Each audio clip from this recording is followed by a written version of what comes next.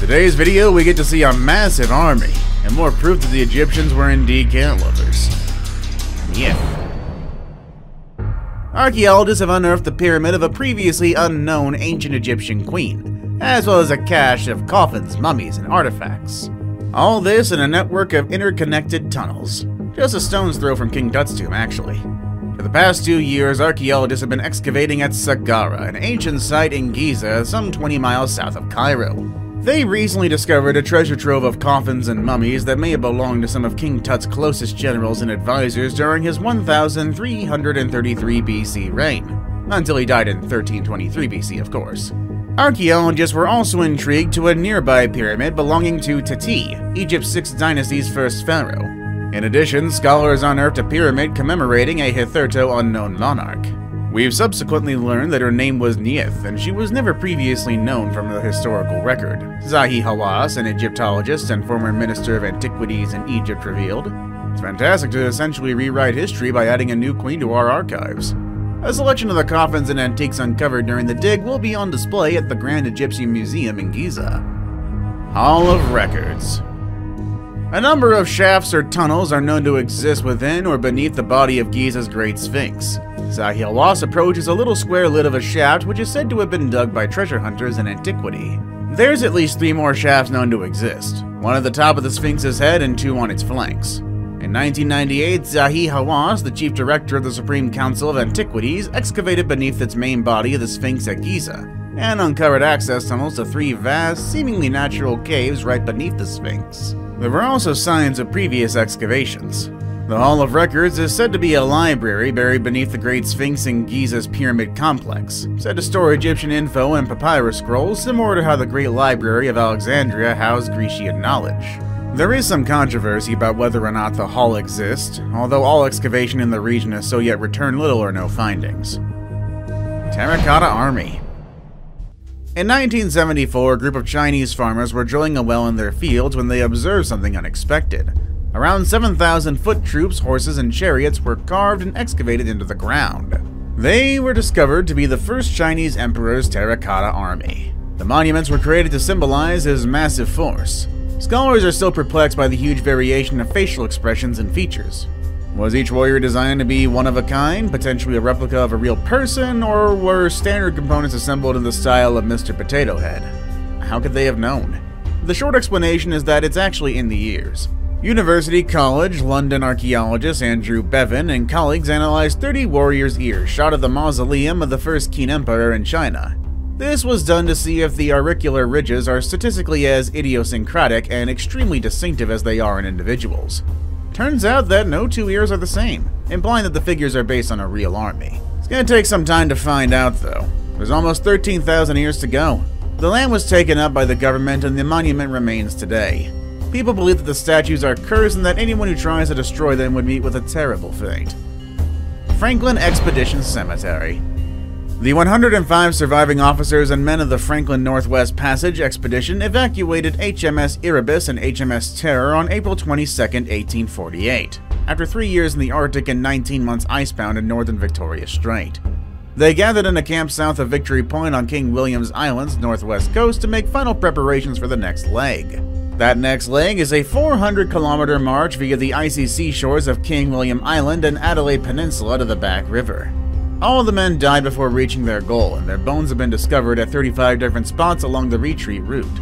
The bodies of Franklin Expedition members were discovered by Inuit as early as 1849, and were first recorded in 1854. Subsequent discoveries of skeleton remains, all of which relied heavily on Inuit knowledge, were uncovered during British and American search expeditions on King William Island and the Adelaide Peninsula between 1859 and 1879.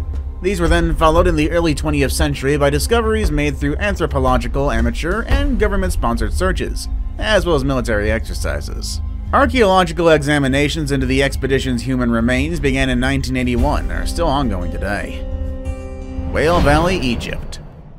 A considerable number of fossilized whales have been discovered during the excavation.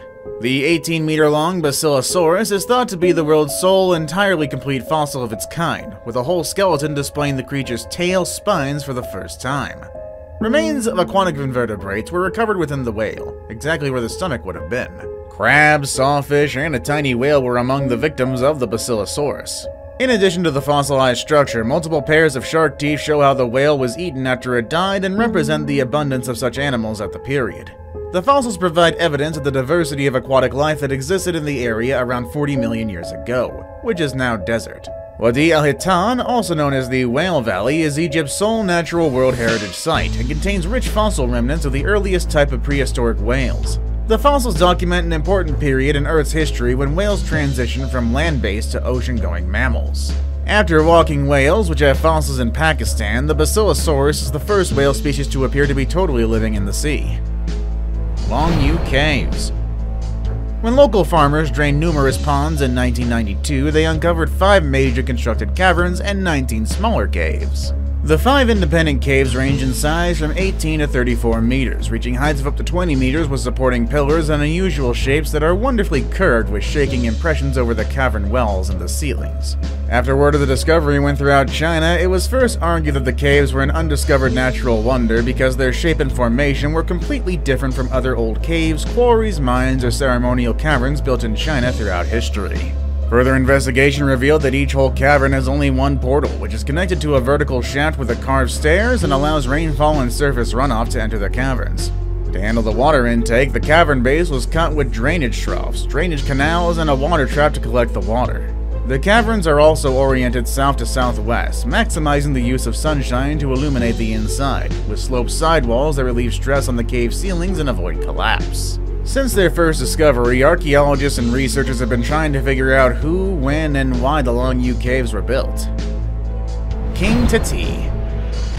The sweltering desert heat just outside Cairo, a small team is continually uncovering fresh artifacts from ancient Egypt. All this a century after even Tutankhamun's tomb's discovery made headlines across the globe.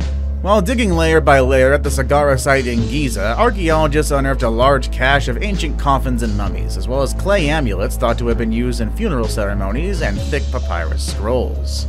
According to Egyptologists and former State Minister for Antiquities Zahi Hawass, the site also contained numerous other artifacts related to another pharaoh, King Teti, and his supporters who venerated him as a deity for 1,000 years after his death. According to Hawass, the discovery of so many new coffins in the region could be ascribed to the fact that Teti was venerated as a deity in the New Kingdom, and everyone wanted to be buried alongside him.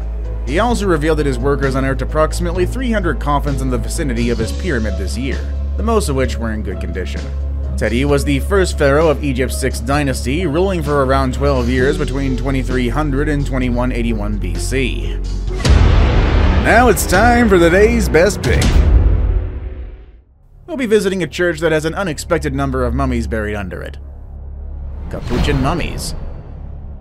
A Czech cathedral is displaying the mummified remains of 18th century monks of the public, hundreds of years after they were buried. The Capuchin convent associated with the finding of the Holy Cross Church in Brno was exposed after 24 corpses preserved in their garments and keeping the rosary beads with which they were buried. These are the only mummies of the 200 Capuchin crypt monks and religious order followers who were buried till the end of the 18th century. The composition of the rock and the specific ventilation system in the underground chamber allowed the remains to be mummified in the open air, according to a Brno tourism website. The website explains that the ability to mummify the corpses that have been kept in the church's underground to this day was made possible by the soil's good geological structure and system of air holes. With the exception of the Capuchin order members, the builders Ondej and Jean Catel Ern and Baron Franz von der Trenck, a Ponder and Pilbert prisoner, are buried there. The church is adorned with Baroque sculptures from around 1765. The monastery and cathedral are a unique monument that will inspire every admirer of history and art. Mummified cats and scarabs. As if the ancient Egyptians weren't already the most fervent cat lovers in history, a feline frenzy was discovered inside a 4,500-year-old tomb recently uncovered in the Saqqara necropolis. Archaeologists discovered dozens of mummified cats, 100 gilded wooden cat sculptures, and a bronze figure of the goddess of cats, Bastet, within the tomb. While the cats are the most popular items in the hall, the true treasure discovered within the tomb was mummified scarab beetles, which were equally revered to the ancient Egyptians. A limestone sarcophagus had 2 big, expertly mummified scarabs, and another housed a larger collection of the treasured bugs. Other discoveries include cow, falcon, and lion statues, as well as sarcophagi containing mummified cobras and crocodiles. In addition, there were 1,000 porcelain amulets and jars full of writing utensils, as well as multiple human burials. Denrikuyu Underground City. We share the universe with undiscovered worlds, apparently. Barriers that divide us are sometimes thick, sometimes thin, and sometimes crumbling. A wardrobe can become a portal to Narnia, or you can go down a rabbit hole into Wonderland. There's all fictional situations. That barrier, however, was broken in 1963, when a man took a sledgehammer to a wall in his basement in the Turkish village of Derinkuyu. He received more than he bargained for, to say the least. Behind the wall, he noticed a tunnel. More tunnels were built as a result, eventually connecting a variety of halls and chambers. It was a large underground facility that had been abandoned by its inhabitants and had gone unnoticed until that fateful swing of the hammer. The anonymous Turk, whose name has not been revealed, uncovered a massive underground metropolis. The walls in the metropolis were up to 18 levels tall, 280 feet deep, and large enough to shelter 20,000 people. Must have been a major transformation for that guy. Derinkuyu is now one of Cappadocia's most popular tourist attractions, hence it's no longer considered to be an unknown world. However, one could be on the other side of your basement wall. Now, if only you had the right tools to get started. See you all next time.